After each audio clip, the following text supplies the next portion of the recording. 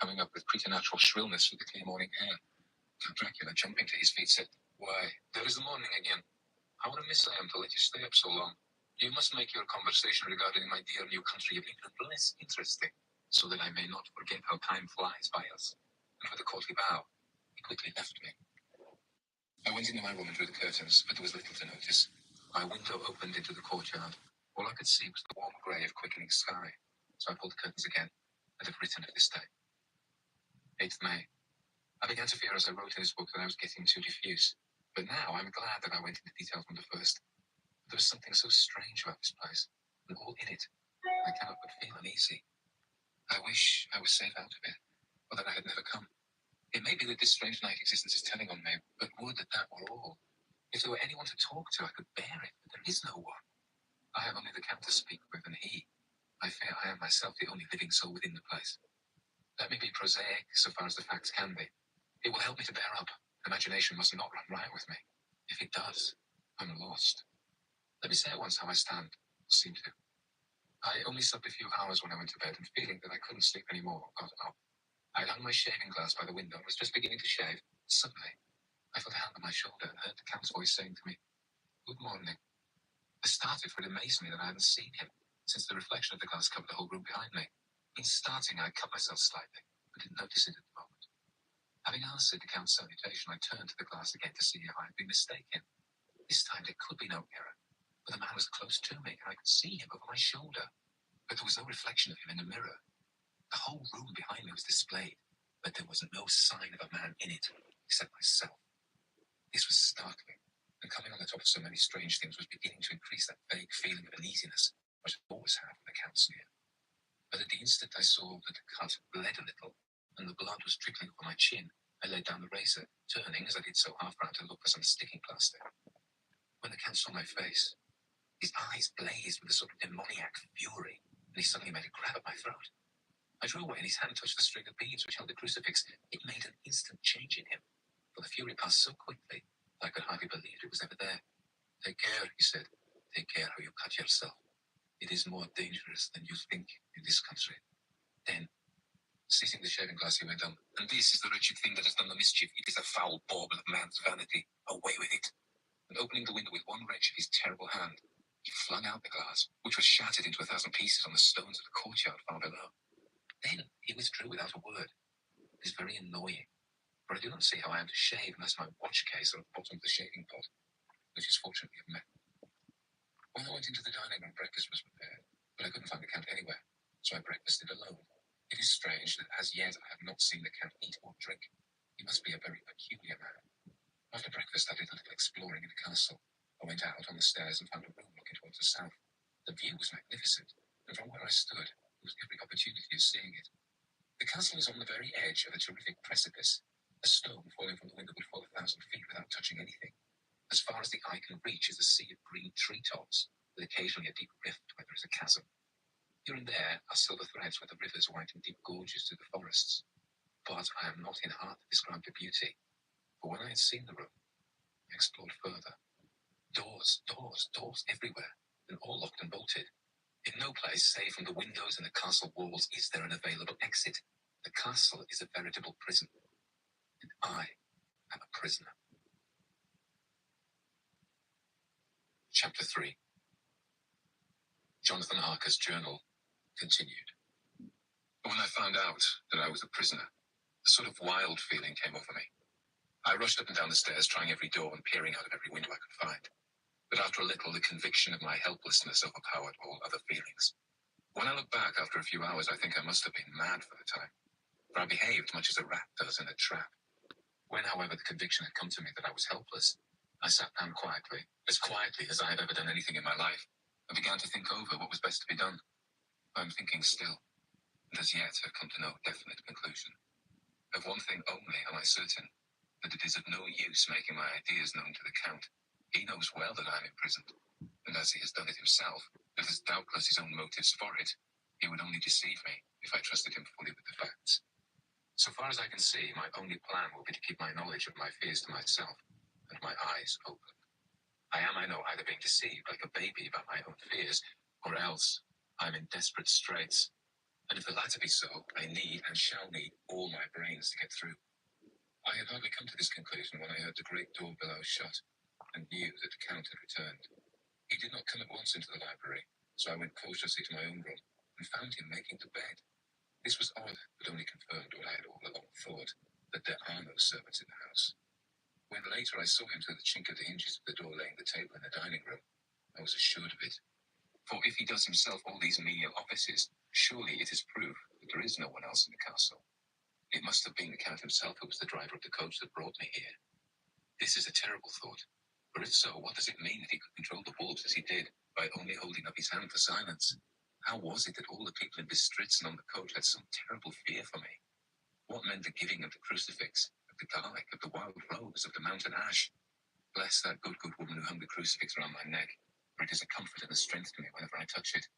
It is odd that a thing which I've been taught to regard with disfavour and as idolatrous should in a time of loneliness and trouble be of help. Is it that there is something in the essence of the thing itself, or that it is a medium, a tangible help in conveying memories of sympathy and comfort? Sometime, if it may be, I must examine this matter and try to make up my mind about it. In the meantime, I must find out all I can about Count Dracula, as it may help me to understand. Tonight, he may talk of himself if I turn the conversation that way. I must be very careful, however, not to awake his suspicion. Midnight. I have had a long talk with the Count. I asked him a few questions on Transylvanian history, and he warmed up to the subject wonderfully. In his speaking of things and people, and especially of battles, he spoke as if he had been present at them all. This he afterwards explained by saying that to a boyar the pride of his house and name is his own pride, that their glory is his glory, that their fate is his fate. Whenever he spoke of his house, he always said we, and spoke almost in the plural, like a king speaking. I wish I could put down all he said exactly as he said it, but to me it was most fascinating. It seemed to have in it a whole history of the country. He grew excited as he spoke and walked about the room, pulling his great white moustache and grasping anything on which he laid his hands, as though he would crush it by main strength. One thing he said, which I shall put down as nearly as I can, for it tells in a way the story of his race. We Sekeles have a right to be proud. In our veins flows the blood of many brave races who fought as the lion fights for lordship. Here in the whirlpool of European races, the Ugric tribe brought down from Iceland the fighting spirit which Thor and Odin gave them, which their berserkers displayed to such fell intent on the seaboards of Europe, aye, and of Africa, and Asia too, till the peoples thought that the werewolves themselves had come. Here too, when they came, they found the Huns, whose warlike fury had swept the earth like a living flame, till the dying peoples held in their veins ran the blood of those old witches, who, expelled from Scythia, had mated with the devils in the desert. Fools, fools! What devil or what witch was ever so great as Attila, whose blood is in these veins? He held up his arms. Is it a wonder that we were a conquering race, that we were proud, that when the Magyar, the Lombard, the Avar, the Bulgar, and the Turk poured his thousands on our frontiers, we drove them back? Is it strange that when Arpad and his legions swept through the Hungarian fatherland, he found us here when he reached the frontier, that the Honfoglalas was completed there? And when the Hungarian flood swept eastward, the Sekeles were claimed as kindred by the victorious Magyars, and to us for centuries was trusted the guarding of the frontier of Turkey land. Aye, and more than that, endless duty of the frontier guard. For, as the Turks say, water sleeps, and the enemy is sleepless. Who more gladly than we throughout the four nations received the bloody sword, or at its warlike call flocked quicker with the standard of the king? When was redeemed the great shame of my nation, the shame of Kosovo, when the flags of the Valach and the Magyar went down beneath the crescent? Who was it but one of my own race, who was voivode across the Danube, and beat the Turk on his own ground? This was a Dracula indeed. Woe was it that his own unworthy brother, when he had fallen, sold his people to the Turk, and brought the shame of slavery on them. Was it not this Dracula indeed who inspired that other of his race, who in a later age again and again brought his forces over the Grand River into Turkey land, who, when he was beaten back, came again and again, though he had to come alone from the bloody field where his troops were being slaughtered, since he knew that he alone could ultimately triumph? They said that he thought only of himself. Bah! What good are peasants without a leader? Where ends the war without a brain and heart to conduct it? Again, when after the Battle of Mohacs we threw off the Hungarian yoke, we, of the Dracula blood, were amongst their leaders, for our spirit would not brook that we were not free. Ah, young sir, the Sekeles and the Dracula, as their heart's blood, their brains and their swords, can boast a record that mushroom growth like the Habsburgs, and the Romanovs can never reach. The warlike days are over. Blood is too precious a thing in these days of dishonorable peace, and the glories of the great races are as a tale that is told. It was by this time close of morning when we went to bed. Mem, this diary seems horribly like the beginning of the Arabian Nights, where everything has to break off at cockcrow, or like the ghost of Hamlet's father. 12th May. Let me begin with facts, bare, meagre facts, verified by books and figures, and of which there can be no doubt. I must not confuse them with experiences which will have to rest on my own observation, or my memory of them. Last evening, when the Count came from his room, he began by asking me questions on legal matters and on the doing of certain kinds of business. I had spent the day wearily over books, and simply to keep my mind occupied, went over some of the matters I had been examining at Lincoln's Inn. There was a certain method in the Count's inquiries, so I shall try to put them down in sequence. The knowledge may somehow, or sometime, be useful to me. First, he asked if a man in England might have 2 solicitors or more. I told him he might have a dozen if he wished, but that it would not be wise to have more than one solicitor engaged in one transaction, as only one could act at a time, and that the change would be certain to militate against his interest. He seemed thoroughly to understand, and went on to ask if there would be any practical difficulty in having one man to attend, say, to banking, and another to look after shipping, in case local help were needed in a place far from the home of the banking solicitor. I asked him to explain more fully so that I might not by any chance mislead him. So he said, I shall illustrate.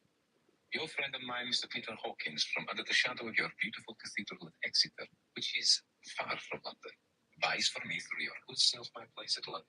Good.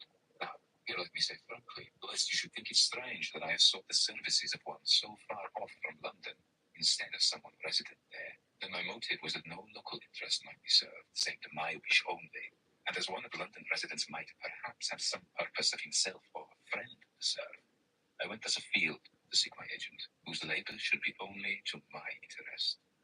Now, suppose I, who have much of affairs, wish to ship goods, say, to Newcastle, or Durham, or Harwich, or Dover, might it not be that it could, with more ease, be done by consigning to one in those ports?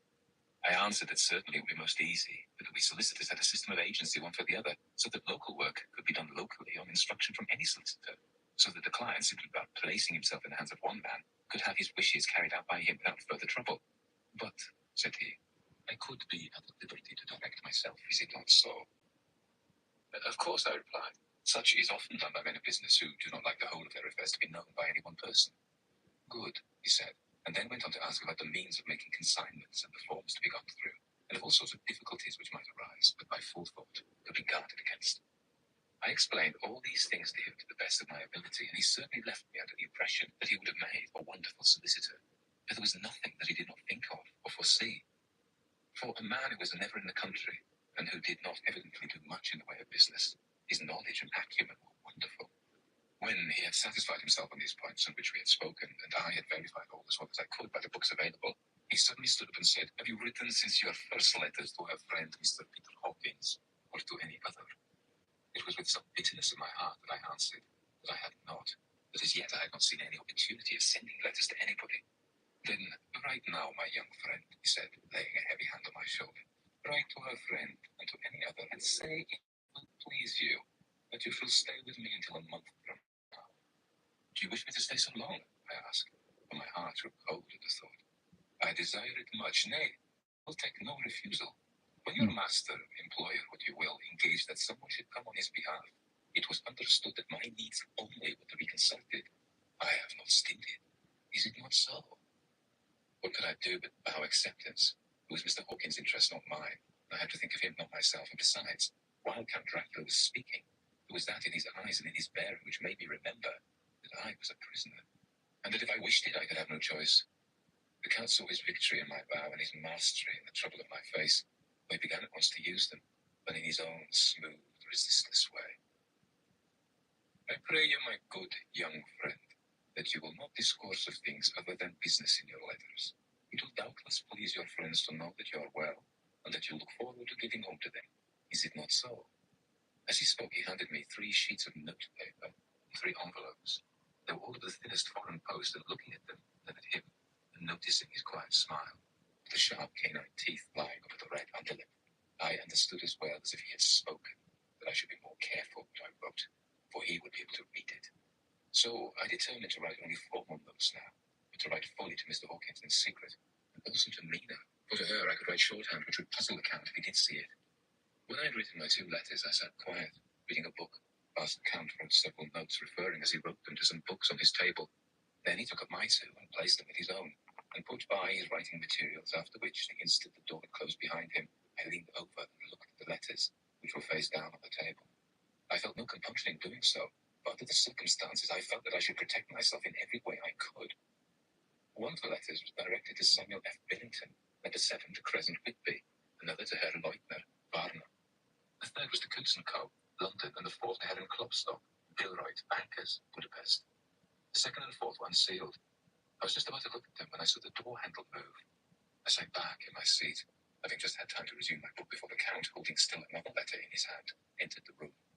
He took up the letters on the table and stamped them carefully. Then turning to me, said, "I trust you will forgive me, but I have much work to do in private this evening. You will, I hope, find all things as you wish." At the door he turned, and after a moment's pause said, "Let me advise you, my dear young friend, nay, let me warn you with all seriousness, that should you leave these rooms, you will not by any chance go to sleep in any other part of the castle. It is old, and has many memories, and there are bad dreams for those who sleep unwisely. Be warned.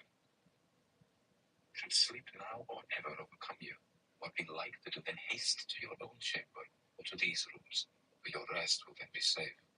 But if you not be careful in this respect, then..." He finished his speech in a gruesome way. He motioned with his hands as if he were washing them. I quite understood.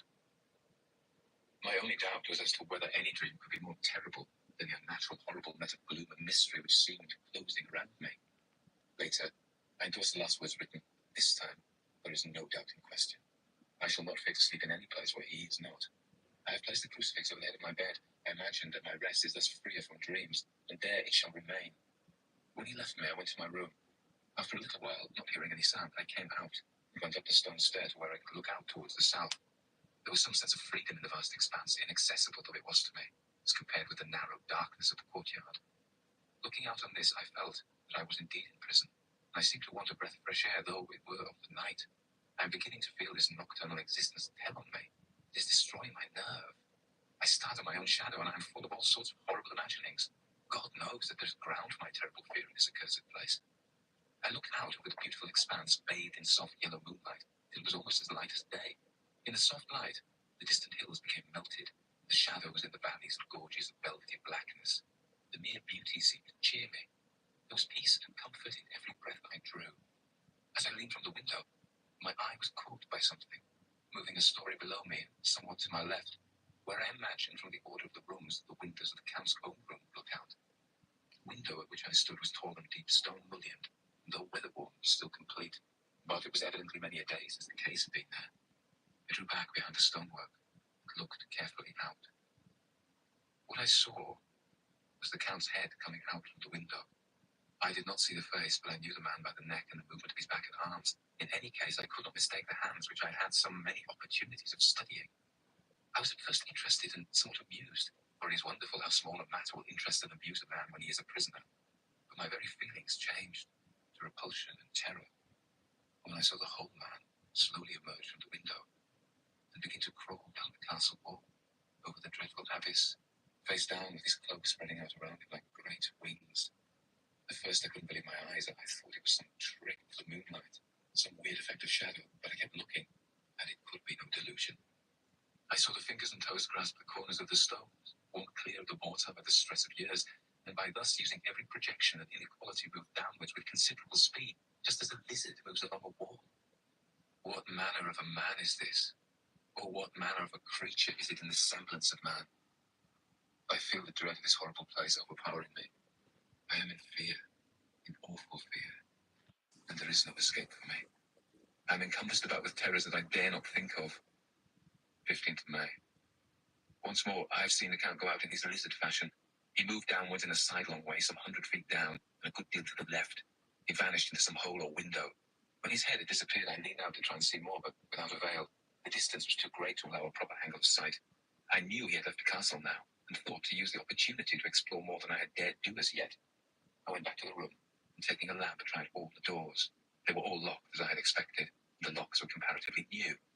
When I went down the stone stairs to the hall where I'd entered originally, I found I could pull back the bolts easily enough and unhook the great chains. But the door was locked. The key was gone. That key must be in the Count's room. I must watch should his door be unlocked so that I may get it and escape. I went on to make a thorough examination of the various stairs and passages and to try the doors that opened from them. One or two small rooms near the hall were open, but there was nothing to see in them except old furniture, dusty with age and moth-eaten. At last,